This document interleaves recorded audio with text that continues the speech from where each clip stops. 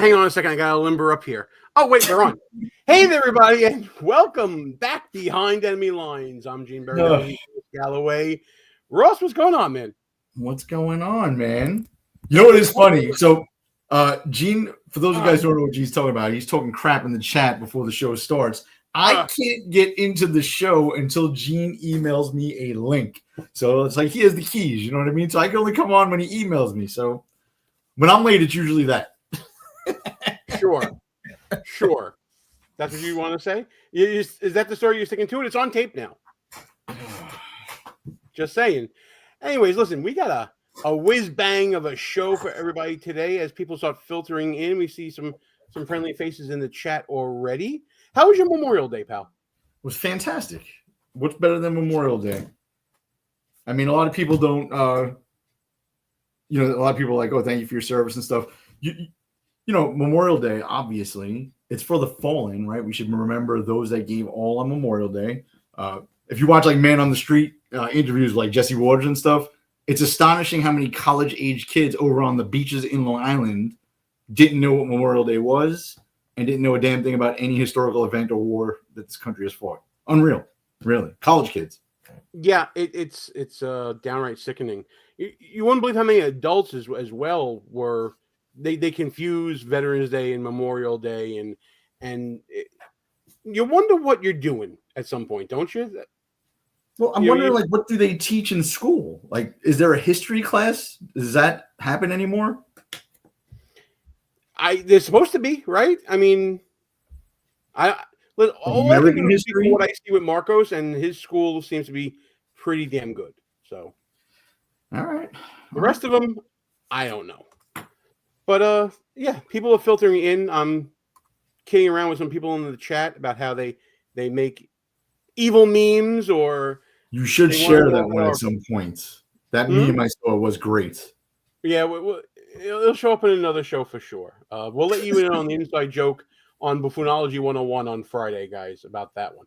But before we get to that, we have this show to get to. So, guys, we make this show for you. Hopefully one day it'll be funded by you. If you are watching wherever you are, make sure you smash the thumbs up button so that way we get more people to come in. The algorithm puts it out further to different people, and maybe we can get a much bigger conversation going. Not that I don't love you guys here already, and you're awesome, but let's make some new friends as well. So hit that thumbs up button. Like, comment, share the show with your friends. Subscribe to the channel if you haven't already. And that's the pre-show grift. There'll be some post-show grift coming later. We got 3 different things to talk about here today, pal. I'm going to let you steer the ship for a little bit. You know, I'll let you get your learner's permit on how to run the show. We can talk about what every Republican conservative wants out of government this week, and that is for DOGE to take permanent effect and all the cuts there. We can talk about the continuing mess that is Jake Tapper and how his story has changed this week, or we can get into information coming out of the White House thanks to, of all places, Project Veritas, an organization we haven't heard from in a while because James O'Keefe has taken it back. So now he has O'Keefe Media Group and Project Veritas, and how David Hogg got caught up in one of his stings. Where do you want to go? What do you want to do? Man, those are all actually very exciting. I'd like to start with DOGE only because I'm feeling I'm in one of my moods, man, where I'm really feeling the Republican Party is useless, and there's a perfect time to speak about it. You said all Republican conservatives want this. They don't. That's the sad part.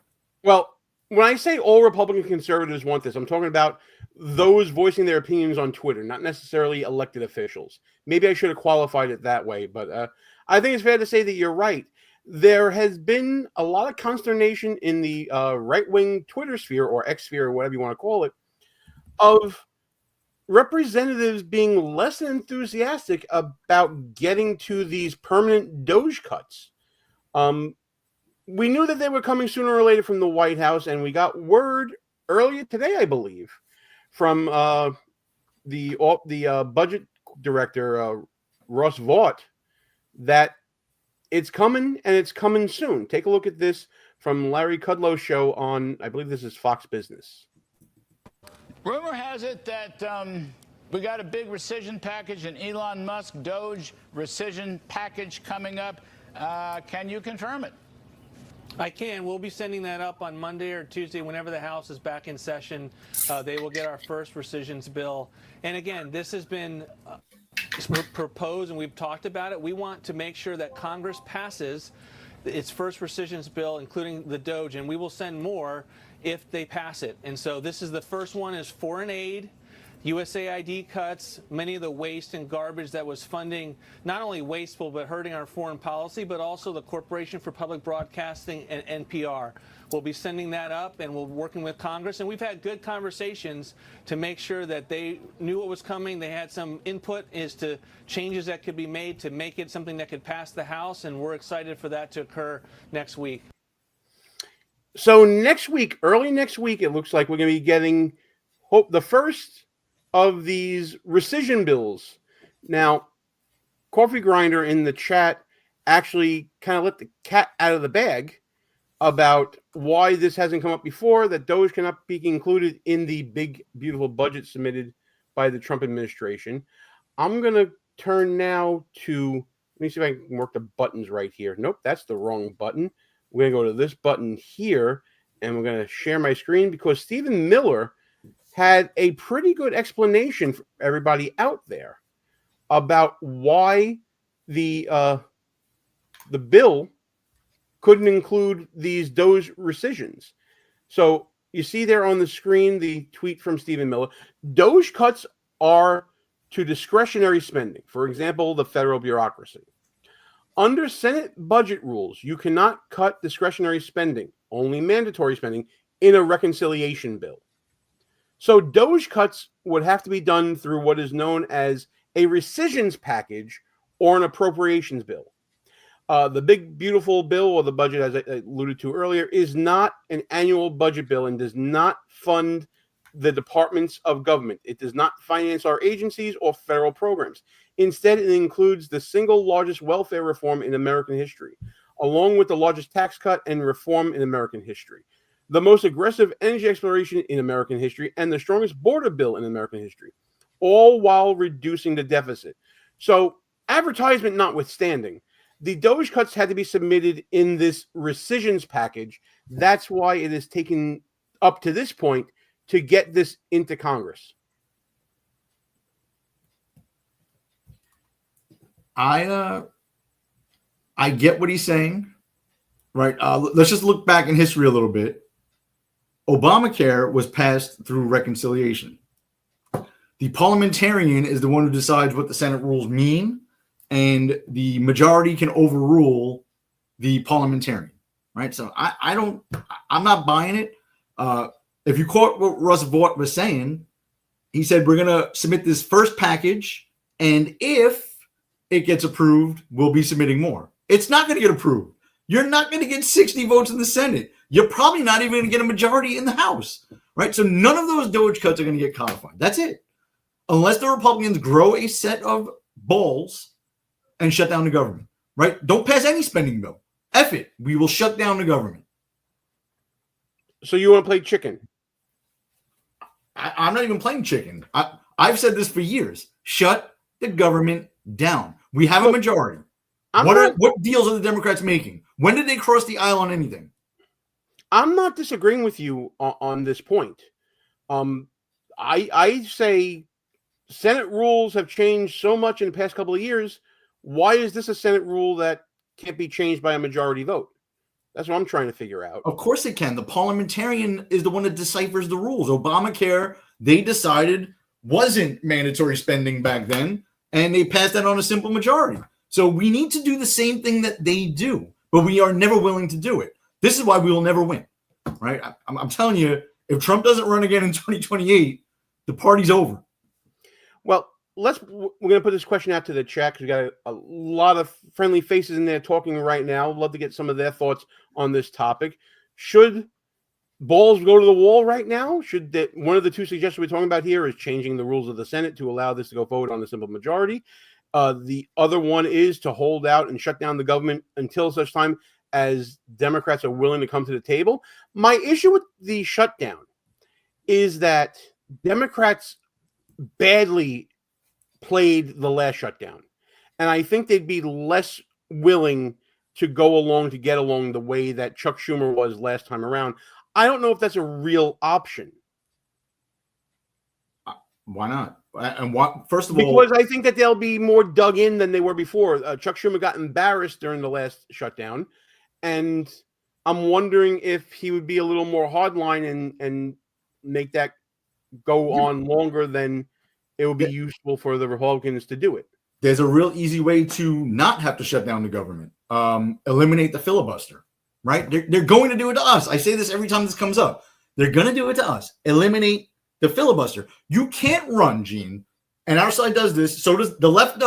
They run on the term Donald Trump is an existential threat and fill in the blank to democracy, to women's rights, to the environment, whatever you want to fill in the blank. Then our side runs on deficit spending is an existential threat to the republic. So if it's truly an existential threat, like America can literally cease to exist if we don't fix this, eliminate the filibuster and balance the budget, or at least make headway into some of the DOGE cuts.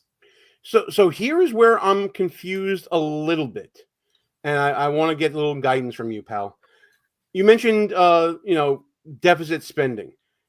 Even if we were to implement, let's say, every single DOGE cut that we have right now, would I be correct in saying that that would only slow down deficit spending and not necessarily stop it? There would still be some deficit spending. It just wouldn't be at the same rate as it was last year, right? You're 100% right. But the big, beautiful bill that the House is touting and why it stands no chance in the Senate is that they claim it saves $1.5 trillion over 10 years. That is $150 billion a year, which is a drop in the bucket when you're talking about a $36 trillion debt, right? It's only going to, it's still going to go up, but it's going to go up 1.5 trillion less. We're $2 trillion in deficit spending every year. So we're not even like saving 1 year over 10 years, right? If it's an existential threat, we have to do something, or it's not. And then we need to stop saying that. Right. And to me, the plan was always you couldn't just cut spending.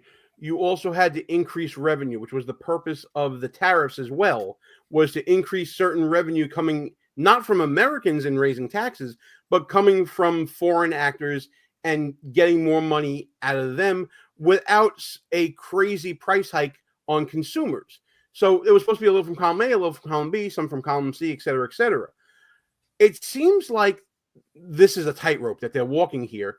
And it sounds like to me what you're saying, and I agree with what you're saying, is that the Trump administration will fall from the tightrope unless there are some drastic changes made within the procedures of the legislature that the GOP majorities have to give to the Trump administration in order to get this agenda moving forward.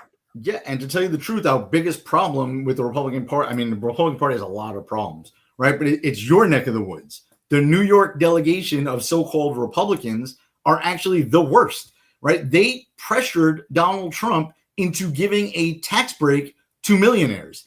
How? They were going to raise the SALT deduction to $40,000, state and local taxes. How many people listening here pay $40,000 worth of state and local taxes, right? You have to be making a pretty good amount of money to pay that much, right? And then the rest of the country is subsidizing you because you live in a state that is not good with their money, right? So that tax break is going to very rich people in blue states. And then add on top of that during the vote on the big, beautiful bill, my member of Congress, Andrew Garbarino, was the one who fell asleep and didn't vote.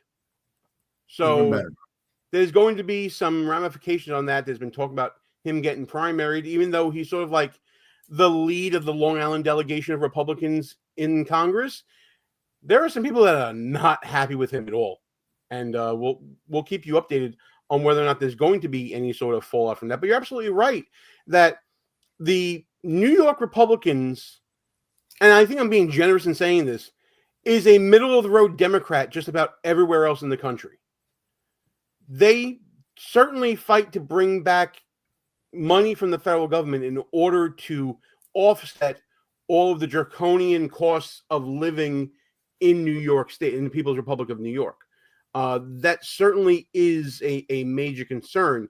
Add on to that the federal government is going to war with New York about other ways that they're trying to raise revenue, like congestion pricing and all that, which is just adding to the burden of people in the People's Republic of New York. And you end up with a cluster, and you end up with Republicans not acting like Republicans coming from this state. It truly is a shame in that respect.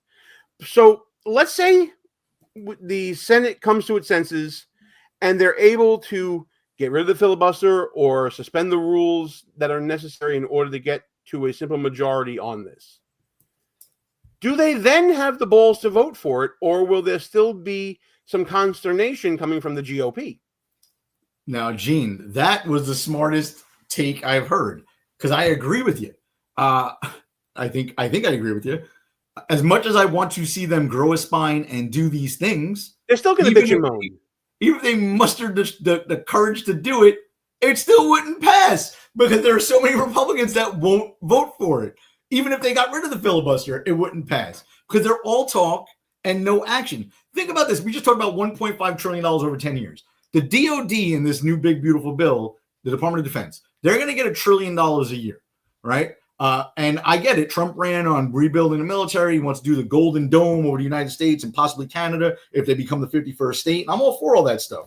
But other than Donald Trump, the Republican Party supposedly now is the party of the working class. Okay. So other than Trump himself, what has the Republican Party done for us?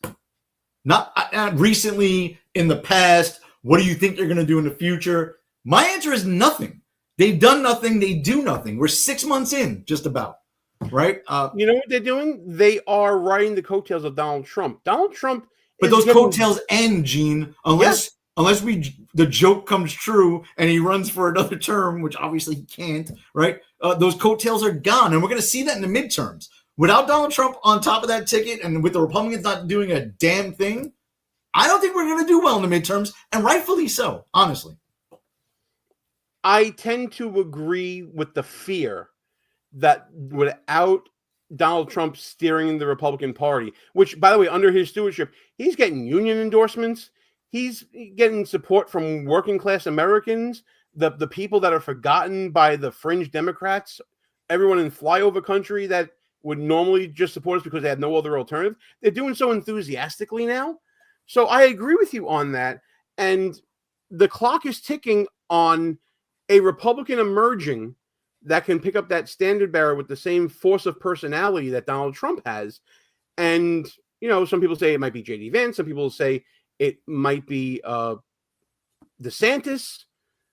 I don't see a deep bench for an executive that will carry that out at this point. I share your concerns, pal. Let me just clarify my point. Because although I agree with everything you said, I'm not looking for the next cult of personality to take Donald Trump's place, right? Because my larger point is that the Republican Party is useless. So it doesn't matter. Donald Trump could literally become king, and it won't matter because the Congress, I mean, king is in like staying in office forever, but obviously we have a legislative body and courts. If they don't change the law and they don't cut spending and they don't codify the cuts that DOGE recommended, then what is the point of all this, right? I love Donald Trump. It's funny watching him on TV. I feel like I'm watching, wrestling like back in the day. It's just very entertaining, and I can live with that. I was very happy that he got reelected, and if nothing else, I'll be entertained for a few more years. But after this, I don't care if another Donald Trump emerges. The Republican Party's useless. They get nothing done. And you know what the crazy thing is? We got them right where we want them. Democrats are in disarray. There is no real leadership. The old guard of leadership, as you pointed out in previous shows, they're fit to get dethroned at this point. I mean, there's talk here in the People's Republic of New York of AOC primarying Chuck Schumer, and in a recent poll, she's in the lead. The old guard is about to go down, and the Democratic Party is about to lurch further to the left. This is the perfect opportunity for Republicans to finally consolidate that power, get on board for real with this populist movement that we have going on, and then they'll be able to write their own ticket for not only the next 2 years, but maybe the next 6 to 10 years after that. It's the short-sightedness here is ridiculous. Got a comment here from the Coffee Grinder, one of our new faves around here, along with our old faves. By the way, I love all my children equally, so calm down. I do believe to eliminate the filibuster forever takes a vote of 2/3 of the Senate to do it. Fact check me, please. Mr. Galloway, you're an expert on this. Go right ahead. Fact check. Simple majority to change a rule in the Senate. And that's why the Democrats opened this door, because they used to use filibusters for even federal judges, right? And then the Democrats got rid of it. And then the Republicans eventually got rid of it for Supreme Court justices, because Democrats always vote party line, and we were in danger of not being able to approve a single judge when, if we didn't have 60 votes in the Senate, which we almost never will. Okay, so yeah, it's a simple majority, and the Democrats have a long history of going nuclear when they really want to get something passed. So my point has always been, why wouldn't we? We claim these things are existential. The other thing I just want to say, Gene, real quick about the Republican Party, right? It's so upsetting now because the things that people want today, I always say Donald Trump's not like a super conservative guy, right? He's right of center, but he's really center. We're not, if you looked at the Republican Party 20 years ago, the hardcore right was thinking about like things like gay marriage and banning abortions, not like just overturning Roe v. Wade. Right now, we've taken a more moderate approach where nobody's really talking about gay marriage anymore. Abortions are just up to the states, right? So we're not asking them for those hardcore conservative Christian right-wing things. We're asking for like real simple stuff, man. You say you're a fiscal conservative, and now the majority of the country kind of believes in that stuff. So where are they? They can't even do that. So what is the point? That's right. And for backfill on your previous point, I always have this bookmarked in every browser I have. Senator Harry Reid, after doing what they call the nuclear option when it came to those federal appointments that you were talking about, November 21st, 2013, thanks to all of you who encouraged me to consider filibuster reform, it had to be done. We're at that moment again, in my opinion. Pandora's box has already been opened. It was opened in 2013. There's no reason why it shouldn't continue to go forward in that respect, or at least do something like suspend the rules for this particular issue and for this particular bill. They might be able to do that as well. It's been a while since I looked up my Senate rules, but be that as it may, there are options out there. If the GOP, and I'm not talking about Trump, I'm talking about the GOP, because there needs to be a distinction between the two. The GOP has an opportunity to finally put their money where their mouth is, and we need to hold their feet to the fire. By the way, Deborah comes to us and says that AOC will eat Chuck and not in a happy way. By the way, Deborah, I haven't got a chance to thank you for the that you don't know this, Russ, but between shows, Deborah actually donated to the cause on a video and submitted like a super chat into one of our on-demand videos, which was really cool. Nice. We got to get her on one night. Yeah. And Deborah's also responsible for helping me out with my book a lot. So I'd love that. Listen, one night I think we need to get together with a lot of people that we have in our chat. Maybe do like a party line. Maybe just forget about doing shows and topics and just do a party line, hang out, drink a little bit, and just shoot the shit. That would be we used to do those a couple of nights a week back when we were doing this as strictly a podcast way back in the day when we were in the same room together. It might be time to do a virtual one of those. We'll see. Yeah. But that'll be fun. That'll be fun. Let me just circle back to business real quick before we move on. So, and this is like to Coffee Grinder's point a little bit here. So, two things. One, the parliamentarian, does anyone even know who that person is? No. They're selected by the, say again? The Senate parliamentarian. Yeah. Do you know who that is? No, I'm looking it up right now. I got to be honest. I don't know his name. I'll give you a hint. It's not an elected member of the Senate, okay? No, it's a person selected by the majority, and that person can get fired if you disagree with them, right? It's just a rule. All right, so listen to this. Listen to this real quick. The name, forget about the name for a second. The salary of the parliamentarian of the United States Senate is over $200,000. Nice plum gig if you can get it. And they serve at the pleasure of the majority leader. Correct. So guess what? If you tell us rescission can't be in a reconciliation bill. I don't agree with your interpretation of the rules. You're fired. Next. What do you think about it, Mr. Next Guy? And then lastly, on the filibuster talk, I just want to just make sure everyone's listening is clear on this. So the filibuster is another Senate rule. And all that means is, so in the Constitution, basically it allows for unlimited debate in the United States Senate. The House doesn't have that. So when you watch like hearings, House members are very strict on time. They get like 2 minutes. They usually bloviate for the whole 2 minutes. Don't ask any questions. For the Senate, technically they have unlimited debate. And what they used to do, and some people still try to do this every once in a while, is they'll just go up there and start reading books, right? Because you could stay on the floor and debate for as long as you could stand there, right? What's his name? Cory Booker just tried to do this not long ago. He stood on for more than 24 hours. Like, hey, congratulations, good job. So, but what the Senate did not long ago, less than 100 years ago, is they said, you know what?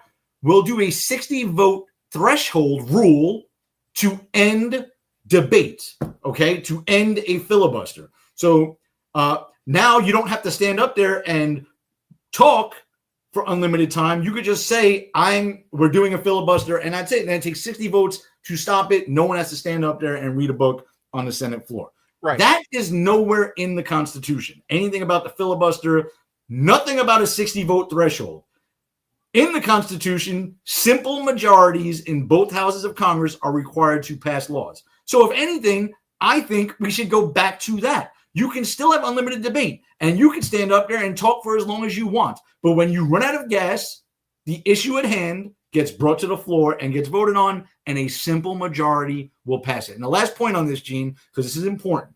As long as the Democrats do not cheat and steal elections, Republicans should always have a majority in the Senate. Look, we have more governors in the 50 states than the Democrats do. So we should have more senators than the Democrats do, as long as they don't cheat and steal elections going forward. So what are we worried about? Eliminate the stupid filibuster rule. It's not even in the Constitution. Yeah, if you can win statewide for a state seat, you can win statewide for a federal seat. Absolutely correct. By the way, if you want to watch Galloway's head explode, the current parliamentarian of the United States Senate is a woman by the name of Elizabeth McDonough. She has held this office since 2012. And, pal, guess what party she is affiliated with? I'm going to take a wild guess. Well, no, you know what? It wouldn't even surprise me if she was a Republican, but I'm going to guess Democrat. Yep. Democrat. In 2012, we did not have the majority. Oh, yeah, she's a Democrat. I believe it. Yeah. So why is she not fired? Still there. Yeah. And that's what we call deep state. That's what you call deep state. All right, so you know what? I got to do the halftime grift. You okay with that? Do your thing. I'm good now. I don't care if you're okay with it. Halftime grift. Here we go. Hey, everybody. Thanks for tuning into the show. I'm Gene. He's Russ. We are Behind Enemy Lines. We do this little show right here on the Buffoon Week channel. We're on YouTube. We're on Rumble. We're on X. We're also on KLRN Radio. Shout out to all of our people at KLRN chilling out with us. Hope you're enjoying the show. Support the channel. Like, share, subscribe wherever you are. Follow wherever you are, wherever you're on social media. And if you got some time, check out some merch at shop.buffoonoftheweek.com.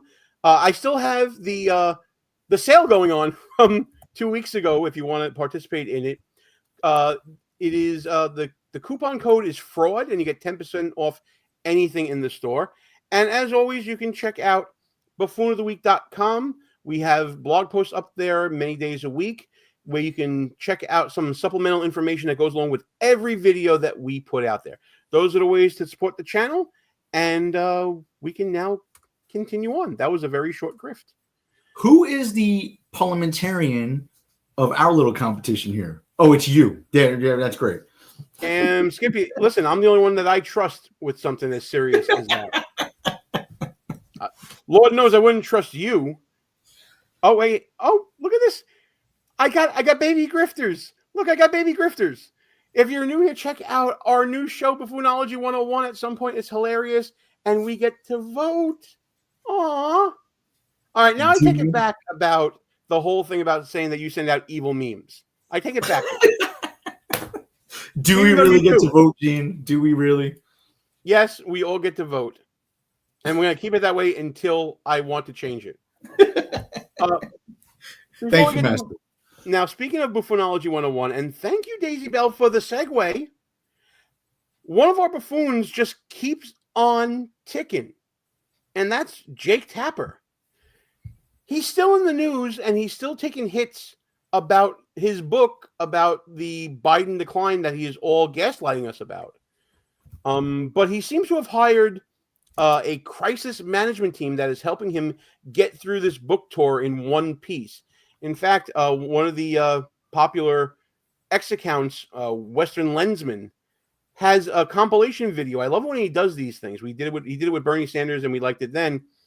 Here is Jake Tapper trying to get through this book tour, and he's trying to express his humility in missing the story about Joe Biden for all the times that he wasn't writing a book. Coverage during the Biden years, and I did cover some of these issues, but not enough. I look back on it with humility. And look, knowing what I know now, obviously, I feel tremendous humility about my coverage. That's correct, I didn't. And like I said, I feel humility about my coverage. But yeah, I mean, of course, I've said, I look back at my coverage with humility. But it's impossible knowing then what I know now to not feel humility when I look back at my coverage. There's a lot of regret. There's a lot of humility. And looking back on that interview, which I feel tremendous humility about, our reporting suggests that she was correct. So I feel humility. Humility. Tremendous humility. Humility. Your turn. Are you feeling humble? Humility. Humility. So Jake Tapper and CNN, they lied. I'm not going to say they were wrong, right? Because saying they were wrong implies like it was questionable. They made an error in judgment. They lied about Russiagate in the first Trump administration. They lied about the COVID scam. They lied about the Hunter Biden laptop. And they lied about Joe Biden's cognitive decline, right? They just lied. So what is there to be humble about or humility? About what? About lying? About getting caught? Right? They've been a joke. So that's why I keep saying, like, I'm not really, like, am I shocked that Jake Tapper is a liar? No, because I've been paying attention for a few years, right? They've been lying for decades, but over the last 8 years, it was outrageous the lies they were telling, right? So again, I want to know who put the papers under the auto pen to get all these things signed, supposedly with Joe Biden's approval. I want to know who that person was. I don't care about Jake Tapper. I don't, right? He's full of shit. We all know that. Well, here's I think Jon Stewart said it best, and this is why I care. Jake Tapper made the world pay to buy his book so we can get the news he should have been reporting for 4 years. You know, it's like the journalism version of OnlyFans. You got to pay monthly to get a subscription to get all the really good stuff out of them. So, oh, look, we got a disagreement in the chat with Galloway here. Hang on. Not disagreeing with you, Ross. Don't take it wrong. I'm just reading as fast as you were talking about it. Okay, so. No, and just so people are not looking at the chat, we're not disagreeing at all. Yeah. I'm just frustrated that we have a very weak team. Our side, and I'm assuming Coffee Grinder's on our side on most issues, our side is a lot like, and I make fun of Gene about this all the time, but he's not as bad as the rest of our side. Our side likes to play by the rules and to maintain decorum, right? But that other side doesn't do that, right? Look, we just talked about Jake Tapper. They literally lied for 8 years. They tried to put Donald Trump in jail during the election after he announced he was running for president, and now they're saying we're weaponizing the justice system, right? Like, they don't play by any rules. So why do we? We can't keep crying wolf and saying things are existential and then not using the same tactics they use against us back on them. We just can't. We will not survive as a republic like this. We can't. No, and I certainly hear that. And as far as the culture war and rhetoric goes, I'm with you on that. I don't understand why our elected officials who run and, talk the talk and want to sound like they're there to support the Trump agenda and then end up not being there. I don't know how that helps. It's a cycle. It's a cycle with Republicans not Trump supporters, not MAGA, with Republicans, with the GOP, that they talk a big game and then they back down. I think because many of them are playing the same game as Democrats are, as far as the grift. I think that they're all grifting from the same trough. And I think that if they bite the hand that feeds, and this is just my unvarnished opinion, I don't have any inside information on this. If they bite the hand that feeds, then they're going to end up losing their feathered nest and they're going to lose their meal ticket. As for me and why I'm in that camp sometimes, I need to put my head on a pillow. For me, it's not because I'm getting paid by anybody, but I need to sleep well at night knowing that I am maintaining my own principles and not selling out for the sake of some expediency on some legislation. But that's just me, and that's my cross there. I can't sleep. I can't sleep the way we're doing things now. The people, and I'm not talking about people who broke windows at January 6th and fought with cops. I'm talking about like the little old ladies that were following crowds into an open building that cops were just standing there letting them go in. Went to jail for years pre-trial. Right? Oh, that was 100%. I'm with you on that 100%. So now where is the left going to jail? And I don't care. We could be hypocrites. Let the next Democrat president pardon them, right? Put them in jail. Like, you have to fight back, right? Or I'm going to wind up in jail one day. Like, this is just crazy. I'm voting for the Republicans to protect me and to look out for my interests. And they refuse to do it. So here's the problem. And this is a political reality when it comes to the intersection of law and politics.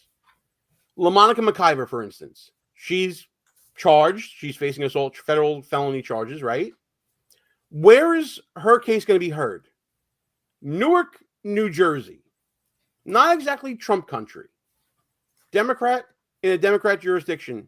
Shocker. We didn't think it was going to happen there. The judge in Wisconsin is going to be tried in, I believe, Milwaukee. Not exactly Trump country. That jury is going to nullify just as quickly as the Newark jury is going to for McIver. The Republicans that were charged in J6, they did what they did, allegedly, and whatever, in a Democrat jurisdiction. Republicans and a Democrat jury. That's your problem.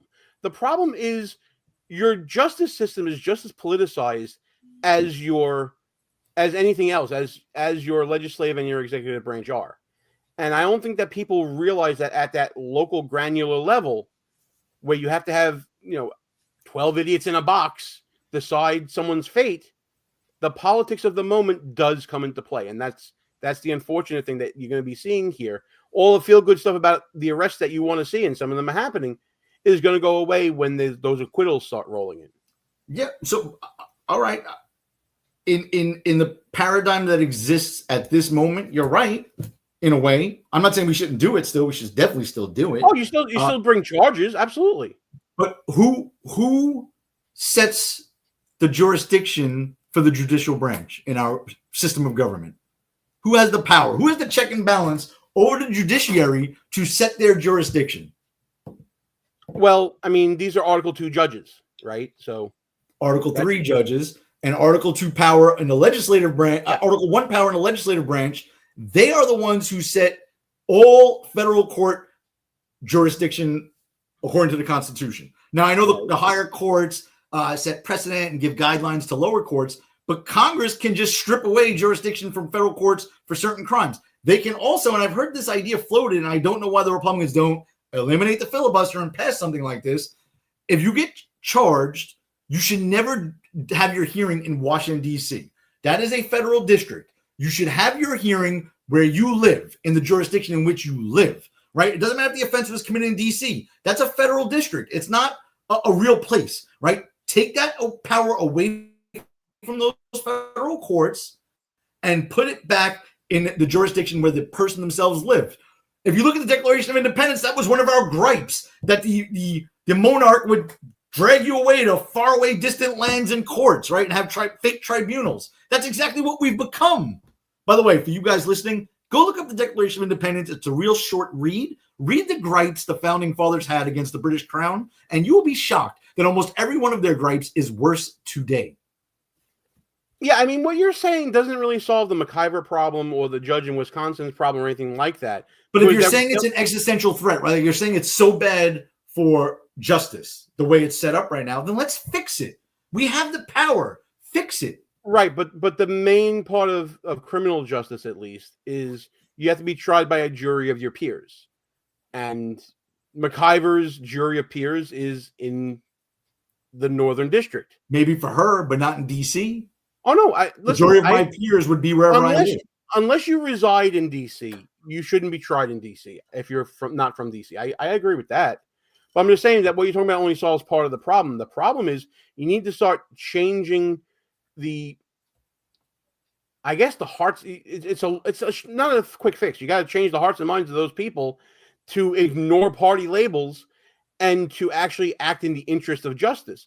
Do you want to have a member of Congress who feels like she has the power and authority to assault and throw elbows on a federal law enforcement officer? That's the question you have to ask. And maybe I'm being a little too pessimistic. I'm being a little too black-pilled in that respect, thinking that, it's already baked into the cake here that this is going to be a not guilty verdict. But that seems to be the situation that a lot of these, I don't want to say politically motivated prosecutions, but a lot of these prosecutions where there is an intersection between law and politics within them always seem to come down to the politics of the locale where the court is located. And that's a major problem, especially when it comes to the D.C. court. And we've spoken about this before, and it's actually in the news right now, breaking news. A judge in New York struck down all President Trump's tariffs, right? So that whole thing has to go on appeal. And the White House said this a few weeks ago, and I thought it was fairly brilliant. When it comes to nationwide injunctions, where one federal district judge can do a nationwide injunction against something that the executive branch has done is insane, right? For a whole host of reasons. But the main reason is what we're talking about right here, where they venue shop. They pick a friendly district with a friendly judge to their cause, and they get that judge to do a nationwide injunction to stop something that the executive has done. So in effect, the executive branch, and in this case it's Donald Trump, has to basically run the table. Every time he does something, he has to do it in a way where he will pass the scrutiny of all of the district judges across the entire country, because any one of them could potentially do a nationwide injunction. That's clearly not the way the federal judiciary is supposed to work, right? And that's absolutely right. And there's a simple fix to that, by the way. Congress can pass a law to say that matters that have a national impact, like these tariff issues or any other issue that, this lawfare that continues is going on, has original jurisdiction with the Supreme Court. Let it go straight to the Supreme Court. So what should we do, Gene? Should we give the Republicans the majority so they pass a law like that? I thought that's what we did. That's right. They do have the majority. Hang on a second. Why wouldn't Democrats want that too? They should.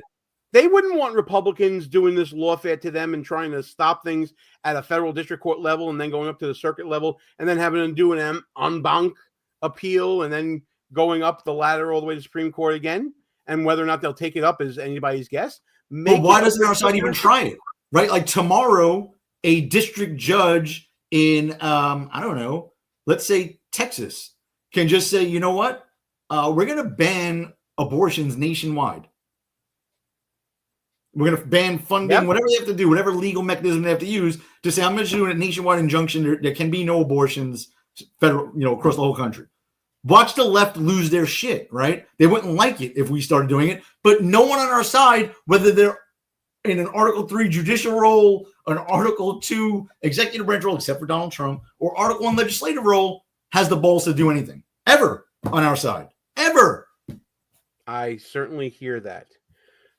I want to get to the last topic of the day, pal, because this goes back to a question you were asking earlier. Who was using the auto pen in the Biden administration? Well, friend of the show, James O'Keefe, who we've had on in the past, many, many moons ago, he's got Project Veritas back, by the way, first and foremost, which is really freaking cool. Good for him. But he actually released a video of yet another sting operation from Project Veritas. And our buddy David Hogg got involved in this, but this has to do with that issue of who may have been using that auto pen in the Biden administration. And it turns out it may have been someone on Jill Biden's staff. Listen to this clip. I'm going to play this portion of it, and then I'm going to say to you guys, check out Project Veritas both today and tomorrow for full clips about this. I believe part 2 of this corruption sting is going to be coming out tomorrow as we're taping this on Wednesday, the 28th of May. Check this out, and let's start talking about this, pal. How corrupt is the DNC if so many people knew, or few people knew about Biden? Well, the president of the United States. I mean, I think the fact of the matter is the DNC is always going to be like a campaign arm of the president, ultimately. The bigger issue was like the inner circle that was around Biden. That's it. And I can't stress to you enough. Like Joe Biden's chief of staff, like had an enormous amount of power. Joe Biden? Joe Biden's chief of staff. That was like an open secret at the level. Like, I would avoid him. Like, he was scary. What was his name? Anthony Trump. I've never seen him. Exactly. What do you mean? He's like a shadowy, like, Wizard of Oz type figure. That's what made him so, like, I knew how he looked, but I'm like, the general public wouldn't know how this man looked. But he wielded an enormous amount of power, and I can't stress to you how much power he had in the White House. We have a name to start looking up on our own here, pal. The name we have is Anthony Bernal. Have you heard of him? I've never heard of him. Chief of staff to Jill Biden. Now, we always speculated that Jill Biden was the one who was the ad hoc president doing everything on behalf of our Weekend at Bernie's former president. So I tried to do a little bit of research before the show. I couldn't find a lot of stuff. Obviously, stuff's going to be coming out more and more as the days go by, and we look further into this Anthony Bernal. But here's a story from Times Now World. I have no faith whatsoever in this source. This is, I believe, an overseas website. I think it's from India. In fact, the article is dated May 29th, 2025. We are taping this on May 28th here in the States. This is Indian Standard Time. But it does have a bio. There's Bernal right there on the left, David Hogg on the right. It does have a bio of Anthony Bernal. Anthony Bernal is a longtime Democratic political operative who served as senior advisor and chief of staff to First Lady Jill Biden from 2020 to 2025. A native of Arizona, he graduated St. Gregory College Preparatory School. I don't know where that is. Attended Carleton College. Don't know where that is. And earned his degree from the University of Texas, El Paso. I do know where UTEP is. Shout out Tim Hardaway. Bernal worked in both the Clinton and Obama administration before playing a pivotal role in Joe Biden's 2024 re-election campaign as deputy campaign manager. So this is deep state shadowy guy. I'm shot. Whatever. In July of 2024, he was subpoenaed by the House Oversight Committee as part of an inquiry into President Biden's health. Days later, he was one of 4 senior aides present during a crucial meeting at the president's Rehoboth Beach residence, a meeting that ultimately led to Biden's decision to withdraw from the race. So this is real inner circle stuff from Naman Trivedi over at Times Now News. So that's a little bit of information about him. And I'm sure that there'll be more coming out in the days and weeks to come. And what will happen? Let's see what James O'Keefe gets us, and then let's ask that question. By the way, let me just share with the audience how Gene actually met Mr. O'Keefe, which it's my favorite story in the world. So for those of you guys who don't know James O'Keefe, he does like a lot of hidden video stuff. Gene actually was on hidden camera on a gay date with James O'Keefe, and we all became friends after that. It was great.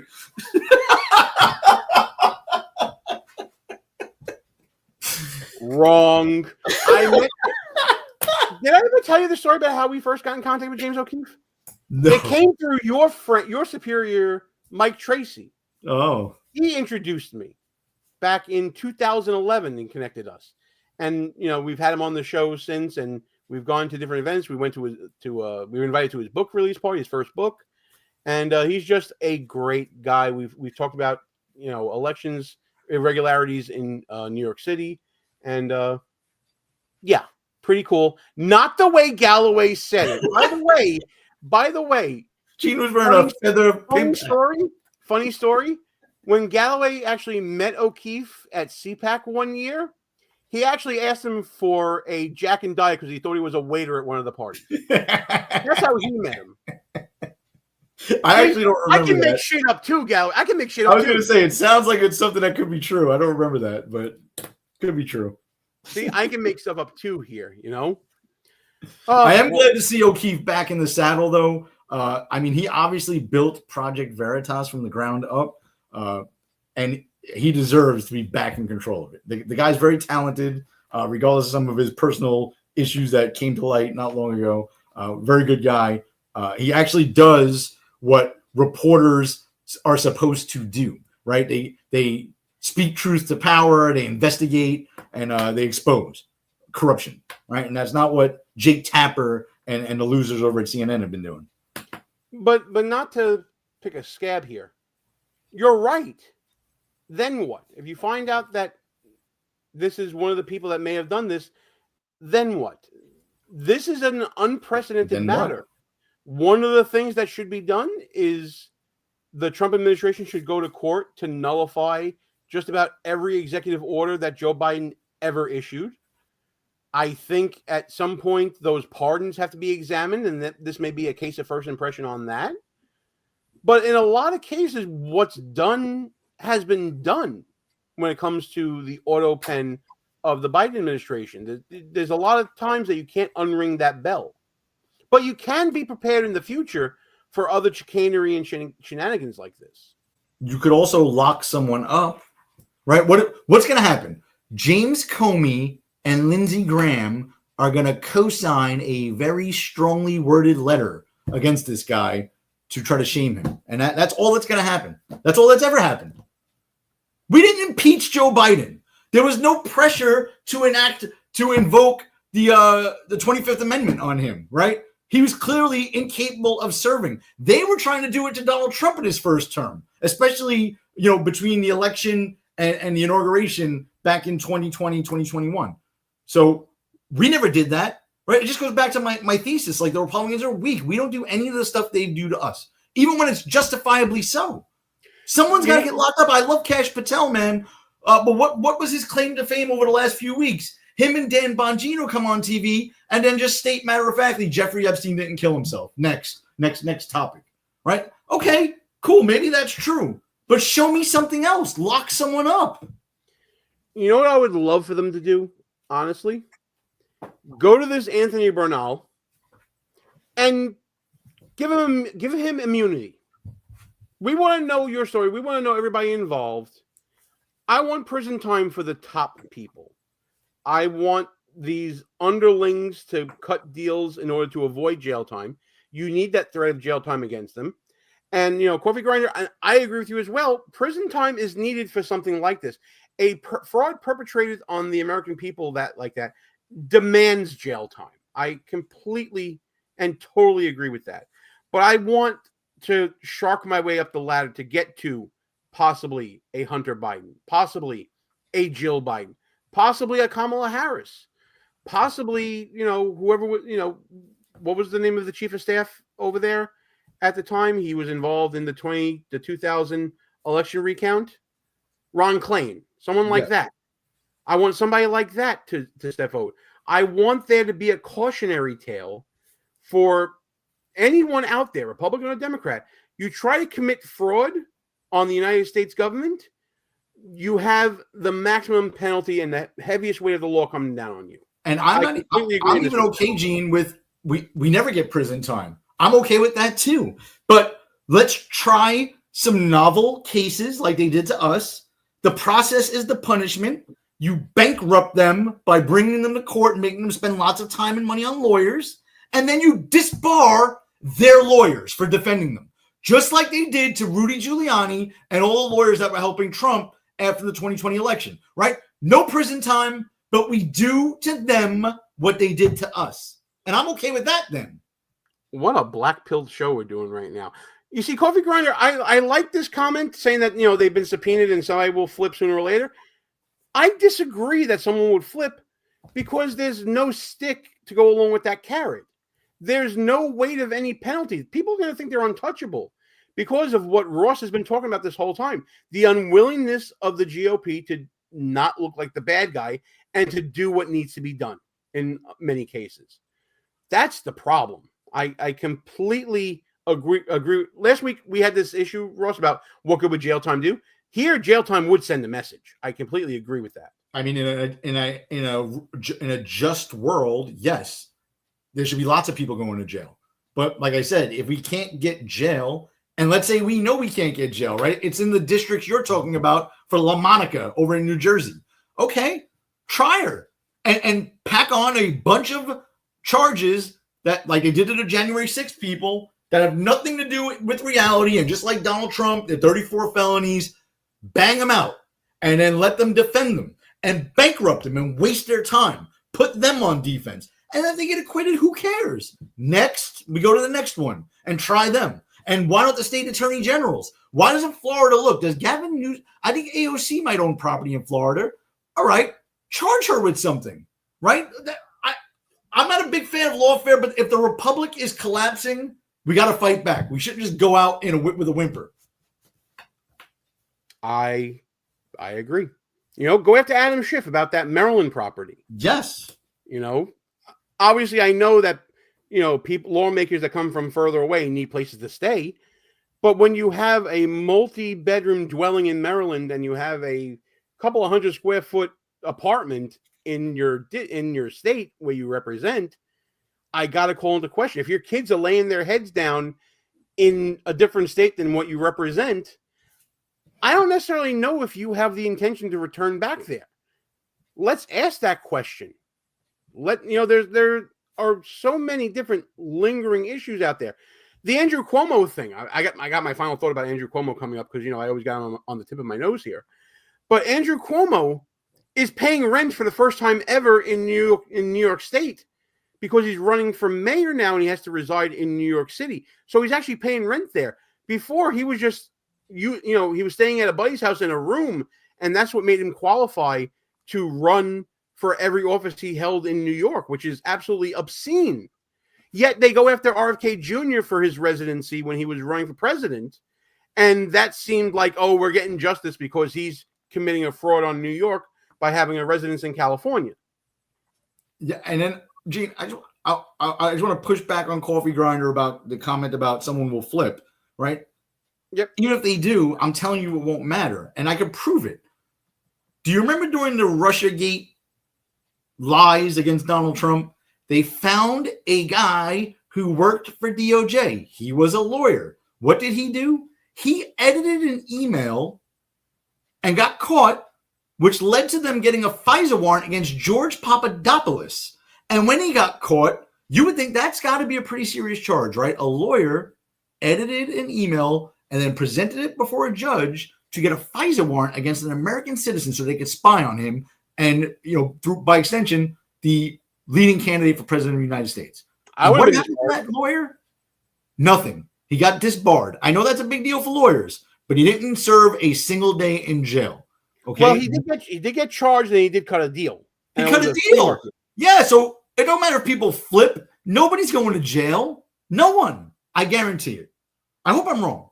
No one's going to jail. So you got to bankrupt him. You got to make the process to punishment. Well, we're seeing some of these cases hitting the docket. We'll see what happens. But it actually is, believe it or not, that was another quick hour, but it is final thought time.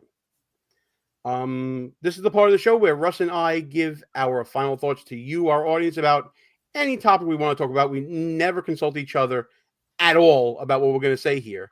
You can go first, pal. All right. So I briefly mentioned this earlier. A court in New York just stopped President Trump's ability to put tariffs on foreign nations.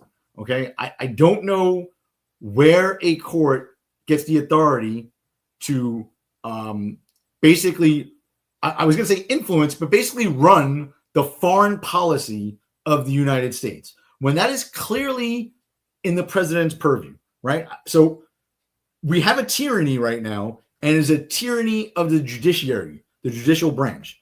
And if we don't do something about this soon, man, it won't matter who you elect president or who you send to Congress. I don't think it matters now. But in the future, it definitely won't matter if an unelected judge can stop the duly elected president of the United States from conducting foreign policy. I'm done. It's frustrating times, and that needs to be changed. The setup of the judiciary has to be changed on that. Mine is a little more fun as far as final thoughts go. If you're a regular viewer of this show or any of the videos we do here on the channel, you guys should know by now that I have a one-way vendetta with Andrew Cuomo. He doesn't know who the hell I am, but I have to call him out at every single instance. And I have found out from checking on the videos here on the channel that YouTube has decided to put Andrew Cuomo campaign ads into our channels wherever we put it in an ad spot in. 9 times out of 10, we're getting an Andrew Cuomo ad. I can't stand this. I hate this. I'm going to see if I can go into my YouTube settings and see if I can change this to ban Andrew Cuomo ads from hitting this channel. I want no tacit association with this son of a bitch. That being said, it looks like the race is tightening in the People's Republic of New York City for mayor. It looks like the gentleman Naran Mamdani, who is to the left of Mao, seems to be catching up to Andrew Cuomo, which leads to an interesting choice for the electorate. Of course, they do the ranked choice voting bullshit in New York. Who are you going to pick, New York City? You going to pick the guy that killed 15,000 seniors, is a known sexual harasser, and resigned from the governorship in disgrace? Or are you going to go with the far left, I don't want to say anti-Semitic, but perceived anti-Semitic candidate who wants to instill socialism so far to the left in the city of New York that I doubt there'll be any real estate left in 4 years? Great job. Way to make some good decisions and choices there. You freaking buffoons. And that's my final thought. I'm kind of rooting for Mamdani. I want to see the place burn down. And that segment was sponsored by Andrew Cuomo for governor for mayor. Oh, the hell up. I don't. You're not my friend. You're not my friend anymore. That's it. We're done. Oh man, great show, Gene. This was good. Yeah, listen. Did you feel like you got a lot out? I need a drink. Therapeutic? Was it therapeutic? I'm gonna get drunk as hell after this. I'm so pissed. We once thought of an idea of a show called Shock Therapy, which was for us to just vent and bitch and moan. Seems like we're turning into that. Shut it Unreal. down. All right, you know what? We're going to shut these things down, man. Thanks so much for tuning into the show, everybody. On behalf of Mr. Galloway, I am Gene Berardelli. We are Behind Enemy Lines, and we are out of here. Play our motherfucking anthem. Good night, folks. We're not allowed, not without electoral. Go fuck yourself. Is that clear?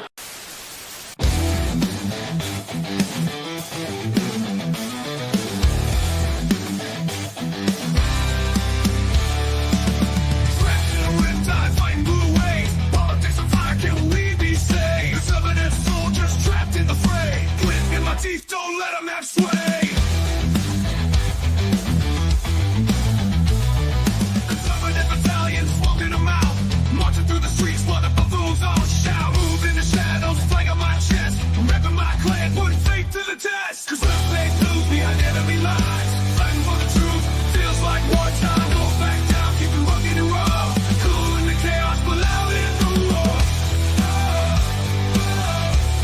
But loud in the war.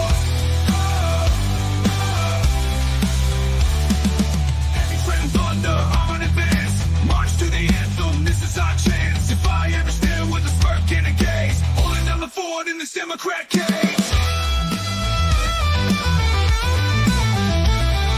Whispers in the dark, strategies unfold, allies unseen, but bonds remain bold. Commitments to the cause in the heart of the storms, in the name of freedom we're breaking the norm. Cause let's stay blue behind enemy lines, fighting for the truth.